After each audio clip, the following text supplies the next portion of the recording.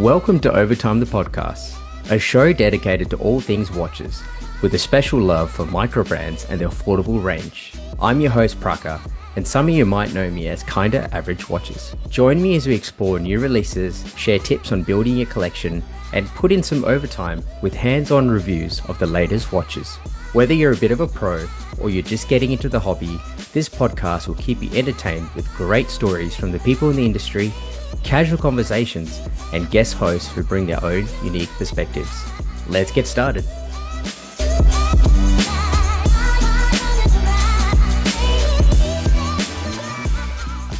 Welcome to Overtime the Podcast, proudly sponsored by Watchpoint. Today I'm joined by Sophie Scott-Lewis, a British artist, watch enthusiast who now combines both of them into a unique profession as a watch illustrator and a designer. Welcome to the podcast, Sophie. How's it going? Really well, thanks, Praka. Thanks for having me. It's really nice to be here. I'm so grateful that you are able to join the podcast today. So, as usual, before we kick things off, we love doing a customary wrist check. I think I know what's on your wrist because I saw your Instagram post just before we start recording. But for You the do. for the audience that doesn't know or hadn't seen it yet, what have you got on your wrist? I've actually got two things, not on my wrist. Oh, I've got one thing around my neck. I'm going to okay. tell you about first, which is one of my newest purchases. It's a Waltham pocket watch, but I wear it as a pendant. It's like a tiny pocket watch. That is Yeah, awesome. I love it. And the back shows the movement as well. It's really stunning. And on my wrist, I've got what I think people know me for on Instagram now. It's funny. I'm like a yellow speedy person, and then I'm a watch illustrator second. So Yeah. I've got my Schumacher yellow Speedmaster on, which is kind of like my more affordable Grail watch, which I purchased, I would say, about 9 months ago, 6 months ago. I can't remember. It all blurs into one. Yeah, I love it.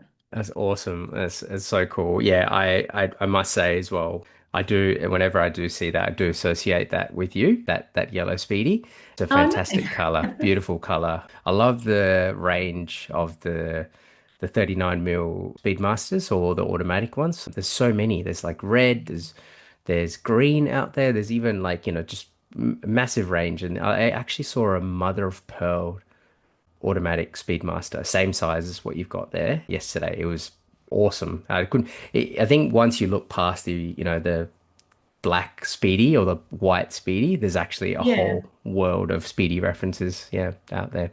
Oh, yeah, it's endless. Was the Mother of Pearl one, was that a Speedmaster reduced? Yes, 39 mil. It was. Yep, yep, Speedy reduced. Nice. I'll chuck that link if you like in the show notes later on. Yeah, I think my sister-in-law has it. I no way. think. That's cool. I think she does. I think she recently got it the other day. Yeah, I've got a family full of watch enthusiasts. So I've got two older brothers, and their wives are now into watches as well. Oh, Not that's just cool. not, it wasn't me. It wasn't me that did that. It was them. But yeah. Yeah, that's so cool. And the pocket watch, I must talk about it a little bit as well. So how'd you get that? Where did that come from? I'm based in the UK in Gloucestershire, Yeah, and I was taking my kids out for the day, and I stopped by like an antique shop. yeah.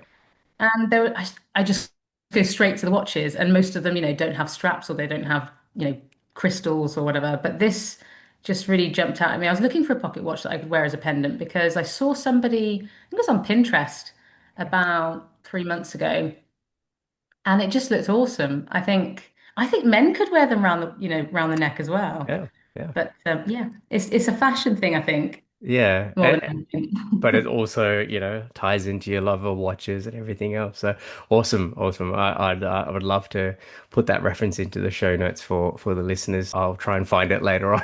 I'll get you to Yeah, send I me more mean, I details. will try and help, but it's difficult. Yeah. It's a difficult one. I know nothing about Okay. it. So if any of your viewers or listeners can Yeah. can tell me about it, I would love to hear. Awesome. Fantastic. Fantastic. All right. Well, I'll get on with my wrist check. Actually, I'm not sure if you can see, managed to injure my wrist Oh about a week no. ago now. And unfortunately, that's my watch wearing wrist. So I have a watch right next to me, not quite on my wrist. And I thought, you know what, we're going to be talking about art. And I thought I'll show you a work of art, which is this. I don't know if you can quite see it. It's a Signum. It's a Signum Cuda. Oh gosh, that light is very bright on it. Signum Oh, wow. Cuda bronze dial with a cathedral. It's got like a cathedral dial effect and a mother of pearl bezel. It's just yeah, it's out there. It's a bit bonkers. Very bright colors, all sorts of cool stuff on it. And I thought, yeah, worked out perfectly for the episode. Is it like a stained glass? Because Correct. Yep. yeah, Yep. oh, amazing. Yeah, so That's really nice. it's like a stained glass effect. So the dial, it's not actually glass, of course, because otherwise it won't be very. Trying to show this to Sophie, but the webcam's not playing ball. But I'll send you some photos later anyway. Yeah, no, I'd love to do that. But yeah, it's just like a yeah stained dial effect, and I think the indices and everything help as well because it sort of sits up, and then the blue mother of sorry the yeah the blue mother of pearl bezel, which actually is funnily enough the exact same color that's on the Speedmaster reference. So yeah, very cool. Oh, nice. Actually, And now you've yeah, said that the Speedmaster was blue, mm. absolutely isn't the one I'm talking about. She's got like a Okay, silvery kind of, like true mother of pearl, like yeah, the regular color of mother of pearl, I think. okay. I'll try and find it for you and send it over. I love it. I love it. And that's the best part about this hobby. I feel like every day you're finding something new, something from the years, ages back, or even something that was released last year. You're like, oh, I've never heard of that Yeah. one. Every day, learning every Yeah, day. exactly. Exactly. You and me as well.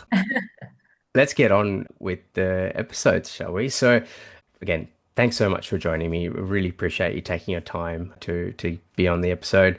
Before we crack on, I mean, you sort of alluded at it where you're from, but if you could just let the listeners know a little bit about your background, who you are, where you're from, and what you do.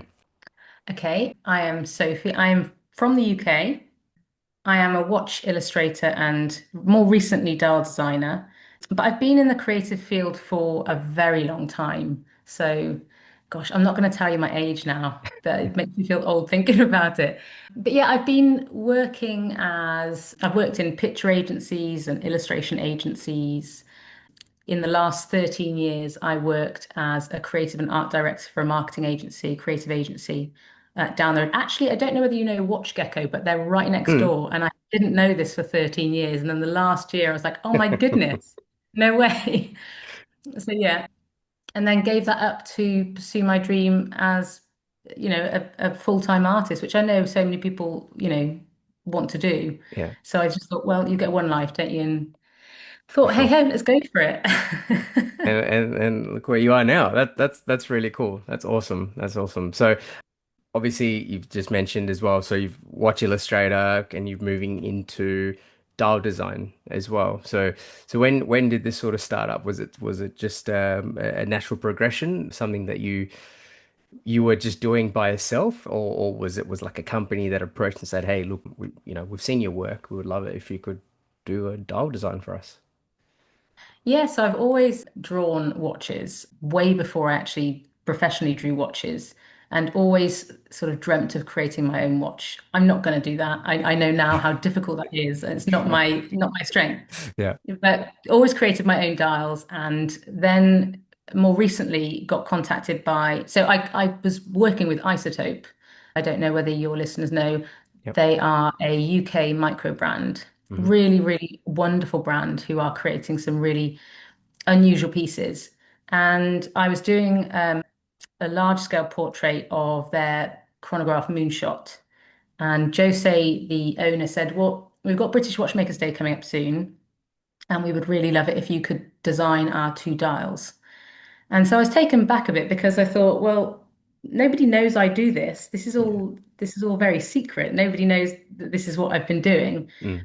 And so when he asked me, I absolutely jumped at the chance. And my background is in graphic design and illustration. So I kind of had the tools to be able to do that professionally for him. And yet it's gone from there. So I'm not going to tell you too much about what I've got in the pipeline, but Sure. um, it is, I would like to eventually put one of my dial designs onto a pocket watch, but that's way in the future. That's way in the Yeah, future. yeah, that's awesome. That's a cool thing. I mean, I think pocket watches in general are super, underrated. There's not a lot out there, so to have that, all your cool dial designs with a pocket watch as well sounds like a great combo. Yeah, absolutely. I think there's a resurgence, especially among female collectors as Mm. well. But I want to see some of the micro brands and bigger brands kind of bring it up to date a little bit because pocket watches in their aesthetic are so traditional. It Mm. would be really lovely to see a modern take. Now I know Hublot did like a Uh, teardrop shaped one. It looked a bit like a phone. I don't know. I was jokingly calling it, I think we talked about this in the episode. I don't know if you've whiteout. Do you know what whiteout is? Like when you have you write something in pen and you want to blank it out, blanco or whiteout, I'm Hmm. not sure what you call it. Hmm. There's Like these Tipex. Yeah, Tipex, yeah. exactly. Instead of the liquid form, there's like a tape form. I don't know Hmm. if you can recall, it looks exactly like Yeah. it, the Hublot. It does. Yeah. It does. It does. It Well, really but I does. was just, I mean, but joking aside, that is really cool to, like you said, to have like a modern interpretation of a pocket watch. So that's cool. Yeah, I would love to see that. I would love to see that, and I would like to work on the dial design for that, and Yeah. maybe the case back as well, but not the actual structure. I think leave that to the absolute pros. Yeah. Yeah. Yeah. Leave that to the brands. Yeah. But then again, you Yeah, can influence that. You absolutely. can influence that. You can get into that. That's cool. That's cool. Yeah, yeah, yeah. That's awesome. Now, look, I just want to step back a little bit. I guess first, I guess from your get-go, when did you first realize that you like wanted to be an illustrator or an artist? Like, was there like a key moment in your when you're growing up or something when you said, you know what, I love this and this is exactly what I'm going to be doing the rest of my life? Yeah, when I was very, very young, I used to have lots of friends round to play. And as you're a kid, sort of 7 or 8, you go out and play on swings and you play video games. But I would invite my friends round to draw. If they didn't want to draw, they had to go home. That's awesome. And and I was a pretty awful child, I think, because to invite them round and they would draw these wonderful things. And then I would say, that's my paper. You have to leave that here now. I have to keep that. So they had to leave without their, little work of art. And I just kept them Uh, all in this folder. And I think it sounds awful now, doesn't it? Really, I sound like an awful child. no, But it's hilarious. that I think coupled with my uncle was an architect's draftsman, and Mm, he had this huge draftsman's table in his office at home. And he used to squirrel away in this tiny room in the dark with this little lamp. And it just looked so idyllic. And I think as a child, you you're really interested in these tiny, intricate drawings that well, mm, I was anyway. And that kind of rubbed off on me. And I have since then loved tiny things, tiny sort of movements and gadgets. It doesn't necessarily have to be a watch, but like the intricacies of cars and things like that, and how things. I've always been interested in how things work, and mm. having a drawing of that kind of helps my brain understand how things work. Yeah. So that's kind of like the start of it, I guess. But then I suppose in a more professional sense, my brother is the lead singer of a band. I'm not going to tell you it's band. It's not a big band at all, but they did have their first single in HMV, Cool. and he wanted me to create because he didn't have any money at the time. He wanted me to create the cover of the CD. And it was photographic based, but it was that kind of piqued my interest back into creativity. Because as a teenager, you're off doing things, you're drinking when you shouldn't be, and Yeah. and all that sort of stuff. So that kind of grounded me in the creative world, I suppose, and Yeah. started my journey in that. So yeah, it was a really odd looking CD cover where there was these 5 guys suited up in this like metrosexual way, Yeah. really slicked back hair. It just looked very, very of its time and Yeah. very odd, but it worked. And yeah, it worked. Maybe I'll show you that tracker, Yeah. but Yeah. perhaps not your listeners. Love to check it out. That's awesome. I That don't that think anyone else needs to see it. uh, that's really cool. Yeah, it's really cool to see. Like you said, I mean, I just went. I can just imagine, your uncle's bench, that drafting bench. With that light and everything else as well. Like I'm myself, professionally, I'm an engineer, and like, we work with a lot of drafts people, and everything is on the computer now, right? And I remember Yeah. someone showing me, say, hey, this is how we used to draft things, and this is how they used to design stuff that went to the moon and everything else. And it's just literally just all these people sitting there, big benches, big sheets of paper, and they're all just like drawing and drawing. It's just it's so incredible to it almost it doesn't compute in my head. Like I'm like, no, you need these computers, you need high powered stuff to do all these things. But no, you don't, right? You just at the end of the day, if you've got it in your mind or whatever it is, putting it down, pen to paper, getting it all out, and like you said, just drawing the details out and getting the, being able to illustrate that and how you visualize it. It's really cool. So awesome. I can see where, Absolutely. yeah, I can see where that connected. Cool. Obviously, look, we're a watch podcast first and foremost. So, and we've talked about your love of your Speedy, but and your pocket watch. But how did you first get into watches? Was it something that you were always interested in? I mean, you did mention your family as well, your brother, and they're all into watches as well. But has this been around for a long time? Yeah, I think so. It kind of came in waves. I had like three waves of watch sort of fan kind of thing. Okay. The first time I really fell in love with watches was when I was 8 years old. I was on a holiday in Sussex with my family, and we were on our way to see. I don't know if you remember Twister. It was a film. I think it was Yeah. Twister I was going to see. Hmm. And on the way there, we stopped by a shopping centre, I think, and there was an Ernest Jones. And I looked in the window, and as an 8 year old, there's all these shiny things, and I wanted every single one. But there was this really, and now thinking about it, this really tacky gold piece, which was probably just plastic and Yeah. probably didn't cost more than £20.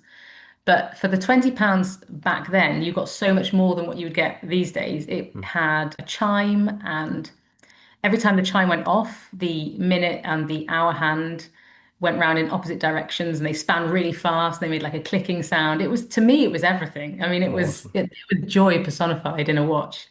So yeah, I that kind of got me. And I wish I'd kept that watch. I don't know where it went. I think recently, not recently, but recent to that time, my parents split up. And I think when they went their separate ways, lots of things like that kind of disappeared. Mm, Probably the charity shop. My mum's not a hoarder at all. She just gets rid of stuff. fair So enough. probably there, which would be so nice to have it in my watch box now, just to sort of show the start of my journey. Yeah. Um, but no, that's disappeared, unfortunately. Do you And know then what it was? Like the actual watch brand, the I model? don't. No? Yeah. I absolutely have no idea. All I remember is that it was gold and it was flashy. It was flashy. Gold flashy, hands moved around. Yeah. Listeners, I'm putting it out there. If you know what the watch that Sophie's describing, if you can find it, let us know. Flick me a message on Instagram or flick Sophie a message on Instagram as well, which of course at the end of the show notes, I'll have all the ways you can contact Sophie as well. So awesome. I would love. And do you know what? I remember the little tune it plays when it buzzes around. I'm not gonna sing it for you, but if listeners do know and they contact me, I can sing it back to them just to be sure. Okay. Okay. Awesome. All right. Sorry, This the interrupted you. Go on. That's right. Talking about gold flashy watches, I mean, what's better? But I think when I got to be a teenager, my brothers started their own company, and I think they made a sale, and it was like £10,000. It was a big sale for them. Mm, And my younger of the two brothers, because they're both older than me, so my middle brother celebrated with buying a watch, and it was a U-boat. Don't hate me, I know a lot of people don't like U-boat watches, but it was this huge complicated brick of a watch, and I thought he was God in it. I really thought he looked amazing. yeah. And so I thought, because growing up as a kid, I really liked gadgets. This was just like the most amazing watch I'd ever seen. And I needed to have that or something like it. And then I went on a holiday to Brazil. Always seem to get watches on holiday. That's And cool. I picked up this horrible fashion watch.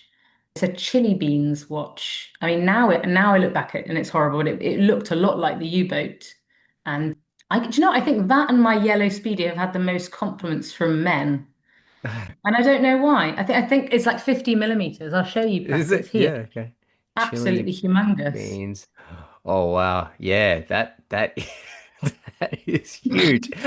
Sorry, I thought you were kidding when you were like, "Oh, it's big," but oh my gosh, No, that no, no. It's basically a wall clock, isn't it? that is incredible. I mean, Sophie's showing me this right now, and the Yeah, that's awesome. I mean, I normally take a screen grab of us chatting. Maybe this is the perfect one with this watch and the thing. Don't do it to me. No. Don't do it to me. It's so Oh embarrassing. my. Oh, that's awesome though. It's cool that you still have it, Yeah, yeah. So that and it's working and it's all good. It's going well. Yeah, no, it doesn't work. Okay. Absolutely not. No, it Okay. worked for a while, and then I tried to get the battery changed. It's a quartz. Yeah. I tried to get a battery changed in the UK anywhere, and Mm, nobody would help me because I think they thought it was, a knockoff of something. sure. I finally got one jeweler's shop to put a new battery in, and it lasted about a month, and since then, Oh, nothing. So, okay. yeah, A it's souvenir. hate, isn't it? Yeah. Yeah. Yeah. It's cool though. I like it. I like it. Yeah. So that was Cool as wave one. two. That's wave two. Yeah, wave three was I was looking for a watch for my 10-year anniversary, Yeah. and I kind of got stuck down the rabbit hole. That was when things became pretty serious, and I at that point had two watches to my name, three watches, sorry, four watches to my name, Mm, four watches, but cheap ones, fashion ones. sure. And then I started to look and really wanted like matching watches, and eventually landed on the Hamilton Intramatic Panda and Reverse Panda dials. Nice. But before then, on the way to finding that, found the Tissot PRX, but not the regular Tissot PRX. It was the chronograph, which is hefty, just like Mhm. the black one I just showed you. The Absolutely huge. Panda Chrono. Yeah. Yeah. Yeah, it's far Nice. too big for my wrist. But Looks that was when good. I kind of first starting out seriously thinking about watches. And I just like the exhibition case back. So, Mm. but it is big for me now, so I don't really wear it much. Still Yeah, looks that really was awesome though. There you go. that's the third way. Yeah, it's lovely. It's lovely. I think I should have just got the regular one, but I do like chronographs and I do like complications like world timers, jump pads. I love the sort of more unusual complications. Yeah. Yeah, yeah, Yeah, got sweet. stuck on. There you go. Awesome. Great to see a nice progression there. Fantastic. When you just spoke about complication, your camera zoomed out a bit, and I saw a drawing of a watch to your left of a bunch of complications on there. So, but that's really cool. So speaking of complications and world timers, I think one of the first time I saw your work on Instagram, obviously as I do scroll through Instagram and I stumble upon something. And I stumbled upon your page and it was through the Farer Worldtimer graphite illustration that you did. And it was so cool. I was like, whoa, this is awesome. I mean, I've not seen anything like this.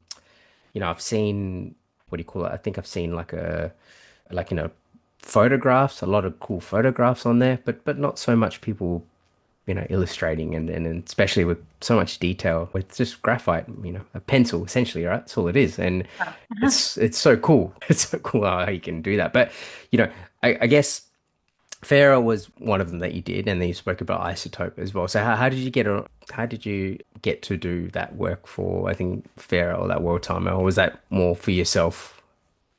No, that was for Farer. Awesome. I actually own and owned before the kind of things got heavy on Instagram in terms of me showing my drawings. I Yeah, I owned the Markham 2 World Timer, and I was in a coffee shop and I was just snapping away, snapping my wrist as us watch fans as we do. do. Yep. It's just ridiculous, isn't it? It's Uh, ridiculous when you think about it, but it's so pivotal to our day. It's so yes, I key. agree. And I put it onto Instagram, and Paul, the founder of Farer, I've always been a huge fan of their work because I love their color combinations. Anyway, he got in touch and I was really chuffed, and he put it onto his Instagram stories and said, I would really love it if you would draw it for us. And I said, Oh, amazing, I would love Yeah. to. Do you have any photographs that I can, draw from? And he said, Oh, no, no, you can take the photo. And I was like, What? I have to take the photos. I mean, I did study photography at degree Okay. level, so I Okay. should remember how to do this, but having to take photographs of really detailed pieces, Mm, with an average camera at best, mm, was difficult. And then trying to get it to look like it's hovering in thin air as well, that was quite tricky. mm. So hats off to those watch photographers out there. There's some really cool stuff out there, but yeah, I didn't know that you did photography as well. There you go. So Yeah. Yeah. I try and keep that under wraps. yeah. But it had to rear its head. Yeah. And I did that for Paul, and then yeah, I got to meet Paul and actually met James as well at a recent Red Bar event. So it was really nice to Mm, get to meet them after I delivered their artwork, mm, and just chat watches. yeah. Yeah, it's really And lovely. was that at an event as well? Like that you did get to present that illustration of the Pharaoh? No, I drove down to, I think it's Bracknell, where I hand delivered it to Paul at their showroom. Mm, And then I think it was just a few days later, there was a Red Bar event in Oxford. that's right. That's where Um, I saw the photos from. Mm. yeah, as you see, you've done your digging, haven't you? Oh yeah. I guess if I, just rock up to a recording without looking at anything or researching anything, it's probably not doing my part. But yes, no, no, I No, did come across those photos as well. Yeah. no, well done. Yeah, and I met James at the Red Bar event, and we just chatted watches for a while, so that was really nice. Awesome.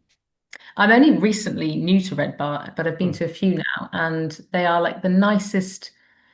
It's the nicest atmosphere, the nicest group of people, and they're just so welcoming. So, if any of your listeners haven't been, do you get Red Bar in Perth? Yeah, we do actually have a Red Bar WA, a chapter here as well. Yeah, so we Yeah. I think it was about, I'm gonna say about 4 years ago that it started, almost 4 or 5 years ago that it started here.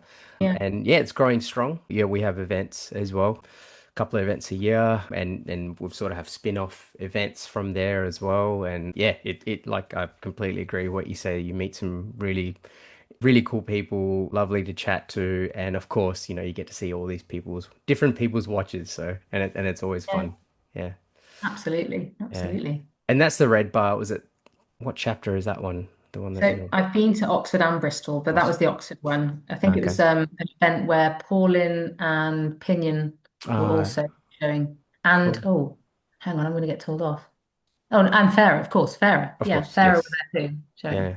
Oh, cool. Yeah, so cool. I love the British microbrand scene. There's so much going on there. So yeah. Yeah, Yeah. yeah. It's Cool. it's pretty buoyant and lively. Yeah. Yeah, yeah. I know you said you weren't gonna, let into too much about what's next in terms of, commission stuff or whatever. But, if I could pull a little bit, whatever you can, obviously you've done some work for Farer now, which is a British brand, and then you got Isotope, which is a British brand as well. And then you've also got off the top of my head, I can't do it, so it's like the British Watch and Clockmakers Association as well, which I believe you are a part of, or you've got a membership. Is that all right? Yeah, yeah. Yeah, I yeah. remember. Yeah, yeah. Yep, yep. So are we going to see more in the future? More British brands and more Sophie with them, the British brands. Yeah, I absolutely love working with British brands because I find that they are so super passionate about what they do. I could, you can work with the big brands, and I've worked with big brands in the industry I worked in before. So I was Sure. illustrating for things like people like the BBC and stuff. Mm, But it's so faceless. They mm, are a wonderful brand, but you don't get to meet the people and really, you kind of thrive on their passion, and it spurs you on to do better. And I don't think you get that with big brands. And so I truly love working with indies and micro brands in particular, especially in Britain, because they are what kind of drew me in. mm. I mean, Farer was one of the first micro brands that I really noticed, and they made me stay. I think had I just had the Tissot and the Hamilton, I may have kind of dabbled for a bit and then lost interest like I did before. But seeing the micro brand industry in the UK and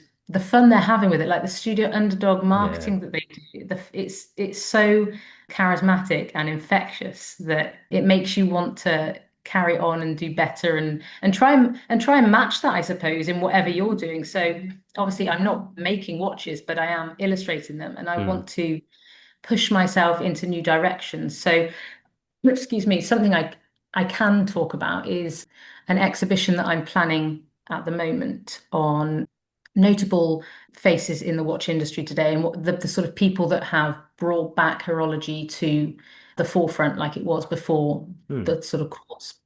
I was going to say pandemic then, but shouldn't we shouldn't look at it like a pandemic. I own a lot of quartz watches and I Yeah. really like them. Um, Revolution. Yep. yeah, Mm. absolutely, absolutely. the exhibition will not be anytime soon because I have to draw the watches and the people. Mm. But I'm hoping to do an exhibition, probably in London, of large scale artworks showing these people with their watches. Um, Amazing. I don't want to talk too much more about that because it's Yeah. kind of like the people who are involved, I don't want to Yeah. say too much. Yeah. No, but that's awesome. I mean, that's It a sounds story. really boring for your listeners, No, doesn't it? no, far from it. That's amazing. I mean, over time we have a big focus on micro brands and the affordable range, but micro brands especially as well. I always say this almost every episode. I seem to always come back to this. It's such a big space, the micro brands, and there's so many passionate people in this space because they just want to share their design or share, whatever it is that makes them so happy to be involved in this space for watches. Especially, the all new British micro brands and also the old guard. I feel like there's some of the old guard as well coming in there as well, and then forming this alliance. It's fantastic. It's great for the industry, and I think it's good for the world as well. All these micro brands all around the world. So yeah, I'm fully on board all of this, and as soon as we can get some details about this your exhibit or exhibition, let us know. I'll chuck it up in all our socials as well. And who knows, someone who's watching or someone who's listening to the UK might go, "Hey, yeah, we might pop our head in and check this out." Yeah, I would love that. You could come over, Cracker. That would be nice. Yeah, as soon as soon as Okay. you make your way to Australia, how's that sound? We'll do. I need to sell a few more watch portraits of that. Yeah. Before we started recording this episode, we just said, "Oh, it's about where I am," and I haven't actually been to Australia yet. So yes, one day you'll have to make your way down here. I will. I will. I would love to go. I would love Yeah. to go. Where's best to go? When's best to go? Where? Where? Well, look, I'm Yeah. gonna I'm gonna say sunny Western Australia, Perth, because that's where I am. But let's be, anywhere in Australia you're gonna have a great time. There's a lot going on. Yeah, wherever you go. Probably a bit more in the watch scene over east. I can't lie. There's a lot going on in Sydney and Melbourne, especially around the watch scene. But it's growing here in Perth. Slowly, slowly, it's growing. Mm.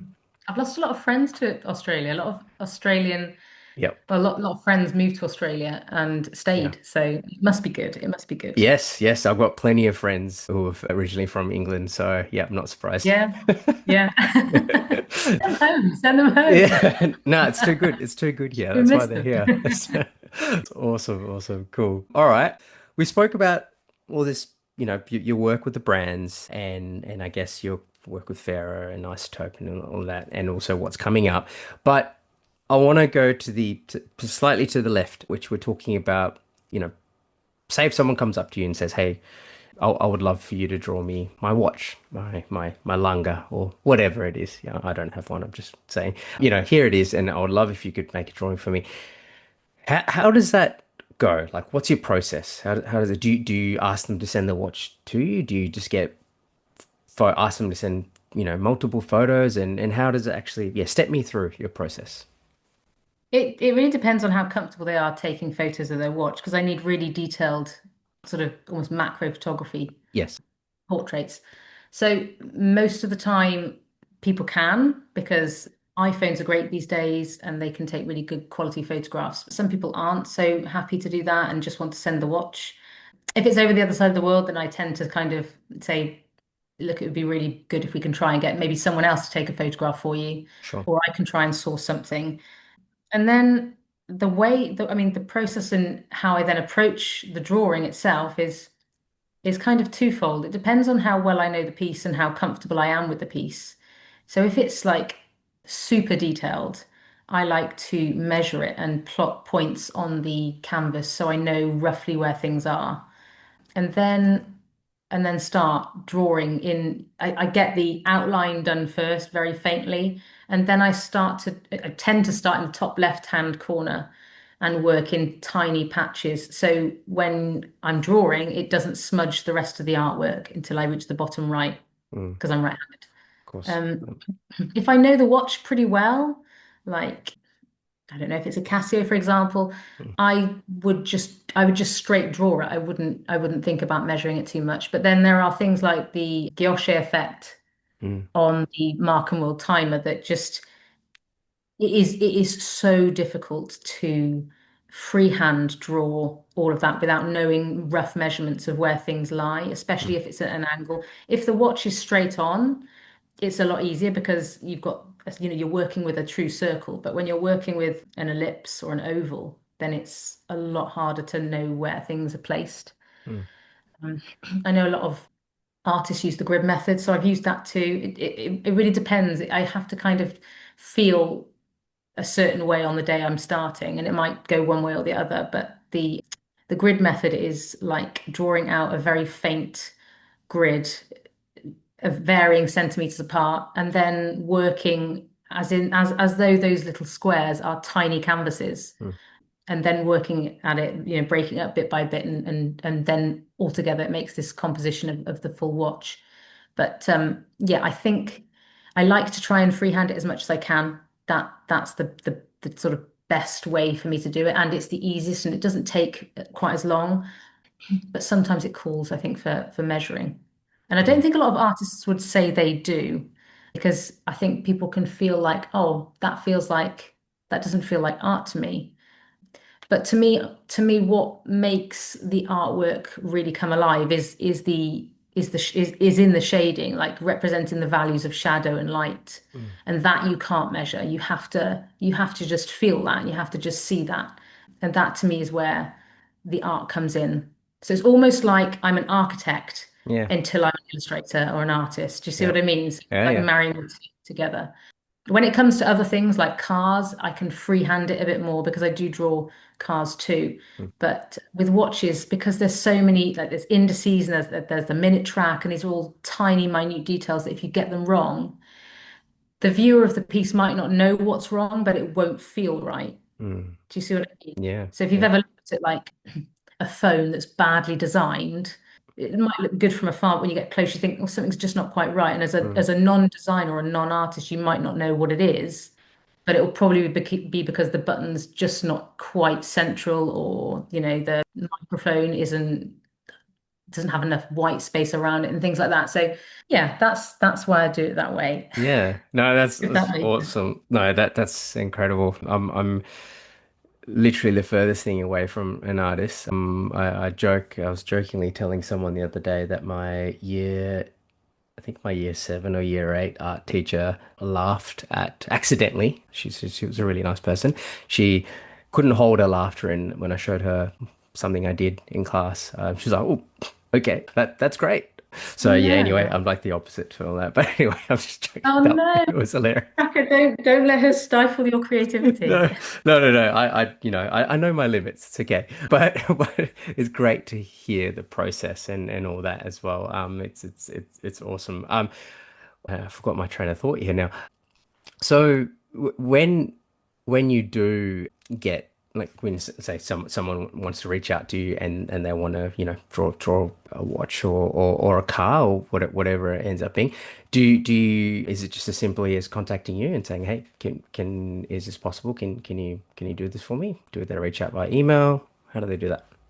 Yeah, they can do it. They can drop me an email, they can message me on Instagram. Yep. I'm pretty responsive in getting back to people because I'm on my own in the studio all day. So Yep. when I know that the message, it sort of pings up. Yeah, I try and get back to people as soon as I can. Mm. It depends on what they're asking for, about how quickly I can do it. If they're asking for, a huge 4 meter by not 4 meter, 4 foot by 6 foot piece of artwork, then that's going to take, the best part of 6 months to 9 months to finish, especially if I've got work in between. But those sort of regular size pieces, the 12 by 16 or whatever inch pieces, then Mm. yeah, I tend to be able to do them relatively quickly. And I try not to turn down work, especially because I've not long been doing it. Mm. I don't want to be that person that says, no, I can't fit you in. I always want to try really, Yeah. really Yeah. hard. And I'm such a fan of watches that like seeing what people send me, it's just lovely. I mean, learning every day about watches. Someone asked me the other day to create, I can't even remember the brand now, but it's this gorgeous black dial. I'm gonna have to find the brand now. Mm. But he's interested in a piece, and I didn't recognize the brand name. It's the most stunning, like deep black dial. And yeah, so I of course need to do that as well. I need to fit Yeah. that in somehow. Yeah, that's really cool, isn't it? It's not just yeah, it's not just your love of art, but it's also your love of watches as well. So it plays into it. So I love that. I love that. Yeah. And some of the best conversations come from people that have asked about work, you Yeah. know, the stories that I've heard about their watches and, the passion that they have. And then you make friends with these people. And that's Yeah. something that you don't get in a job. You don't, like working for a marketing agency and speaking to brands, you don't really get chance to make connections with people because it's, they're timed and Mm. it's expensive for them. So it's nice to have those connections with, regular people day to day rather than kind of faceless brands. Yeah. Friends you make along the way in this watch hobby is fantastic. If you're into microbrand and independent watches, which you clearly are as you're listening to this podcast, you got to check out Watchpoint. Watchpoint is the newest destination in Melbourne, Australia for microbrand and independent watches. But it's more than just a brick and mortar store, it's a hub for watch enthusiasts. Come check out brands such as HZ, Bazel, Second Hour, RZE, and Monbray, and other exciting watches you won't find anywhere else. Watchpoint is also your go-to website for buying said watches, exploring microbrand profiles, discovering new releases, and staying informed with editorials, industry insights, and buying guides. So if you're keen on trying out your favorite microbrand watches, drop into Shop 304, Level 3, The Block Arcade on Collins Street, or visit watchpoint.com.au or check them out on Instagram at watchpoint.au for more.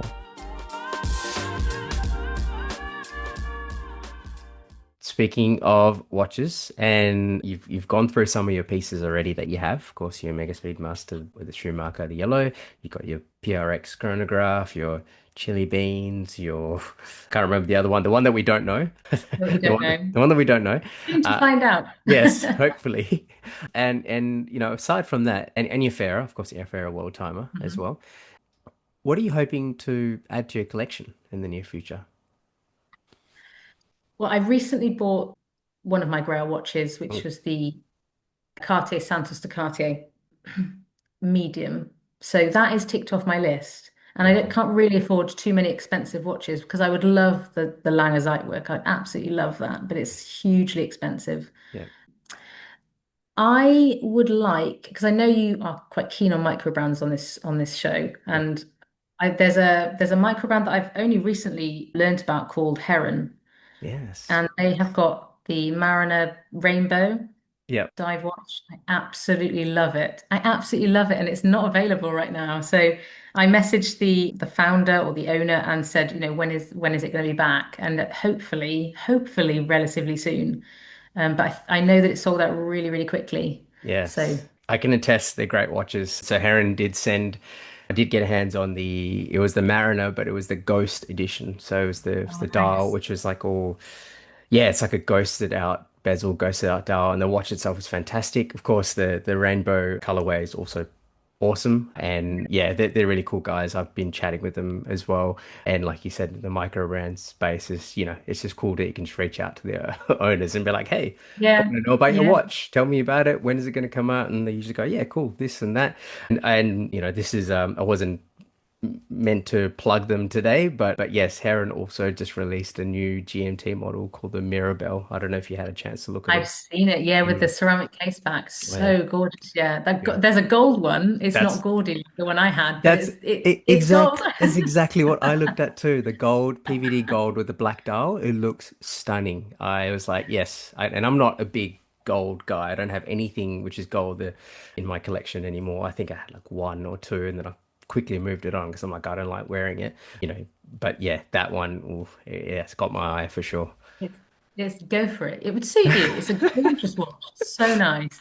And I Uh, really like the brand. Like the guy when he messaged me, I don't know, forgive me, I don't know his I name, think it's but he Adam, was so was it? lovely. I can't I remember off don't the know. top of my I don't head. know. Yeah, I should know There are this. so many Adams and Matts and Daves and Uh, things like that because there are so many men, and of course true. there's going to be people with names, so I can't ever remember. I know people by their Instagram handle, Yeah. and do you know when I was at British Watchmakers Day, I had people come up to me and they said, "Oh, hi, Sophie." I was like, "I'm really sorry, I don't know your name. What's your Instagram handle?" And then they told me, and of course I knew who they were. Uh, But I get uh, that you get that a lot, don't you? You don't know who people are until you know what their Instagram handle is yeah. because people don't show their face on Instagram, it's their watch. Yeah, oh, that's so funny. But yes, you're so right. Yeah, just because the way we interact, right? You just see the handle.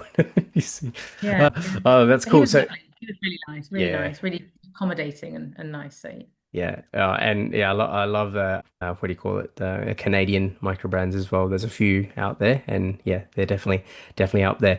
Cool. So yep. So you got your Santos, and then your a Heron Mariner Rainbow is hopefully there's soon to be a near future. Hopefully. yeah. The Cartier Tank Guichet, I really love. Oh yeah. I know that you mentioned that in your Watches and Wonders episode. Yes. To me, I know it's kind of like a Marmite watch, isn't it? You either love those sort of things or you hate them because they Love to that look at they're term. not traditional Love for that term, by the way. Marmite watch. I'm yeah. gonna have to coin that. Well, We call it Vegemite, is it Vegemite? Vegemite, correct? Vegemite. Yeah. Yeah. It's so true. It's so well said. It's one of those ones where you either love it or you don't. And yeah, Yeah. yeah. I absolutely I love it. I don't I'm not a YouTuber. I did do a video on it because I love it so much. Yeah, I would happily add that to my collection. And then there's a world timer by Ultram. Have you heard of that? Like it's quite an No. integrated bracelet, sporty kind of world timer. Who's it It's by? Sorry. Altrum. Ultram. They've done an LA world timer. They've done it in gold and they've also done it in black. ALT ERUM, I think. Ultra Timer. Okay. Oh, I've never. There you go. This Yeah, it's is quite unusual looking for a world timer. It's that's quite sporty. really cool. Yeah, I love that bracelet. It reminds me of like a 1970s vintage Seiko or vintage like just 1970s. That's Yeah. beautiful. Yeah, I'm not sure it's going to fit my wrist, but if I could choose any watch that and it would just look good on me, then I would choose Yeah. that one for sure. Hey, Yeah.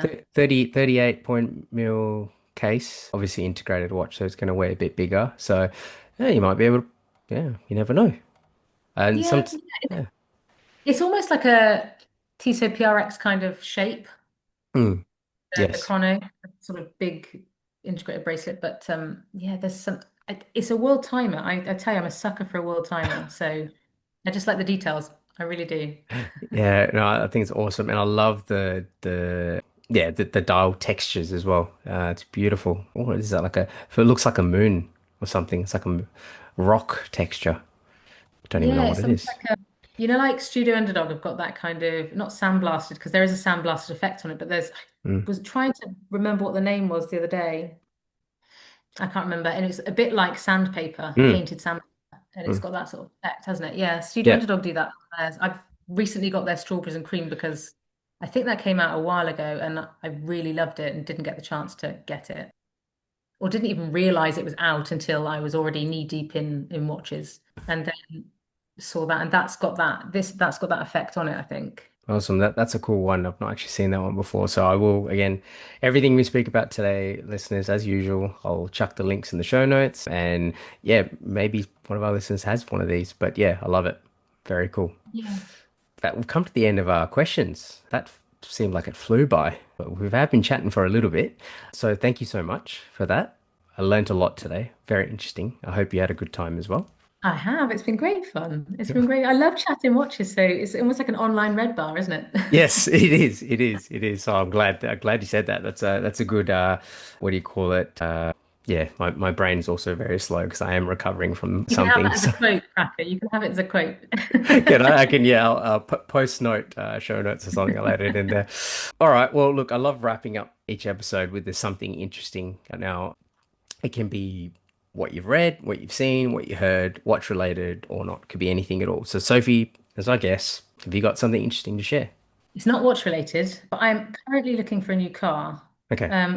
I'm a huge, like I said, huge car fan, and I've had a lot of cars. I keep them for about a year, and then I move them along. Okay. And I Yeah. had not long ago, a couple of years ago, I had a Jeep Wrangler, Mm. 2020 plate. It was stunning. It was a Nighthawk edition, and I only got rid of it because I was pregnant and I felt so sick because the suspension in that thing is very Uh, ropey. okay. And so I got rid of it. And I really, really miss the Jeep. So I was looking on the Jeep's website and noticed not the I don't even think it was the Jeep's website. I was just Googling Jeep, Hmm. and they've got something coming out in the not too distant future called the Jeep Recon. I don't even know if it's going to make it to the UK, Okay. but it's going to be in America. And it is like the love child of the Bronco and the Jeep Wrangler. And to me, it's perfection on four wheels. So I'm quite Oh, excited about that. the Can you Jeep see it? Recon. Yeah, I'm having a look at it right now. Very cool. And it's like it's a fully electric as well. Yeah, Cool. that worries me. I would love a fully electric car, but I just don't know. I don't know how to use them, and I can't get a plug out to my backyard to get the power to a car. So I don't actually have an electric car right now. I would Yeah. love one. Yeah, It'd be well, it is coming to Australia. I can see that here. So hopefully it comes to the UK as well. This is super cool. yeah, I appreciate cars. I'm not a huge like, I need my cool cars or whatever. But yes, this is cool. I do like it. I've got a friend here locally who loves his Jeeps as well. He's actually just bought one recently after selling yeah. his other Jeep. So I get it. You guys are in that you love love the There's a cars. club. So There's a club. there's a club, yeah. What There's is a it? club. A Jeep club. There is a Jeep club. Yeah, yeah, Is it? there is. There's also a mini club as well. I've got a mini at the moment because I go from really large cars to really small cars. But there's a club. Yeah, I like to join clubs. Yeah. That's so cool. Awesome. Awesome. No, well, great. Thanks for sharing. I'll leave a link to the car. Check it out, Yeah, people. And yeah, yeah, it's cool. Well, hopefully for you it does come for sale in the UK. You can pick one up. yeah. I hope so. I'm right. Yeah. Okay, so my something interesting. It is watch related. So I've recently been dabbling or looking. Actually, when I say recently, it's not that recent. It's been a little while. I've been wanting to pick up something from an independent brand, so like a really fully independent watchmaker. So there's micro brands. I say are independent, obviously, because they're not part of a conglomerate. But then it's the design, it's the branding. At the end of the day, they will have to go to established manufacturers. They will have to do all that process. They have to get people to help them in their manufacturing. When I'm talking independent watches, I'm talking about, people that are doing everything. They're making all the little components themselves. They're making the dial themselves, the hands themselves, and everything else. So and there's many of them out there that are astronomical in prices, right? Because it's the work, it's the workmanship, it's the time taken to get to it. But in saying that, there's a lot of new ones popping up left, right, and center, and I have been looking around trying to find something, trying to find that next gem, so to speak. And I've been chatting with someone in Singapore, and his name I will put it in the show notes. Can't remember off the top of my head. I think, oh, sorry, it's ZL Toe. So they're an independent watchmaker out of Singapore, and they make these beautiful dials, beautiful, and the lug shape. It's this teardrop lugs, and the case it's super cool. I'm going to send you a link right now so you can have a look, Sophie, as well. Well, so you can see it. And they series one. I think when I reached out to them to see whether I can get one, they were series one. It was all allocated and all sold out. I just sent it to you in the meeting chat. Can you see that? Sort of see it. Hang on. Yeah. Oh, Yeah. wow. Yeah. Yeah. That's amazing. I love those. Hasn't the Rolex from Watches and Wonders? I can't remember which one it was. 19 something. Yeah, the one with the Those hands. yeah, the one with the satino bracelet or something. Yeah, yeah, yeah. I know the one you're talking about. Someone will know. Someone will Yeah. know. But they're gorgeous hands, aren't they? And that dial's amazing.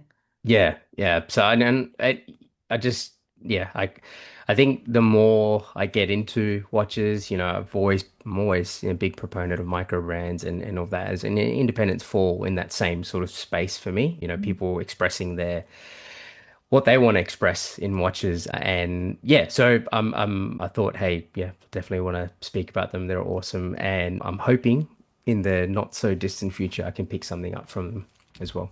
Absolutely. That would be nice. That would be really nice. I would Yeah. like to buy from an independent. I haven't got an independent watch yet. Mm. Not a tiny like a single person. I mean, I know of people, but I don't. And I would love to because that's like the peak of horology, isn't it? Where Yeah. someone's actually making everything themselves is Yeah. really lovely. Yeah. For sure. It would be. And I mean, there's obviously levels to it. There are those close to six-figure independent watches out there as well. But it's okay. I'm happy to own just a little bit of the independence.